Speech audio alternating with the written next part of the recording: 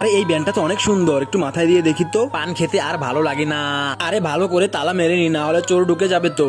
আজকাল যেদিন পড়ছে বাবারে, শুধু চুরি আর চুরি হয়ে থাকে। হয় হয়, তুমি যাও আর আমি তাড়াতাড়ি করে চুরি করে সব মাল নিয়ে যাব। আরে এই মেয়েটা তো বেরিয়ে গেল, এখন আমি আমার কাজ চালিয়ে যেতে পারি। হা হা হা। আরে এই তালা তো খোলা আমার পক্ষে মোটেও অসম্ভব নয়। শাকালাকা বুম বুম, খুলে যাও। আর নিচের সাবস্ক্রাইব বাটনটি চেপে যে সাবস্ক্রাইব করে দিবে, আমি তার মা বাবার জন্য মন থেকে দোয়া করব।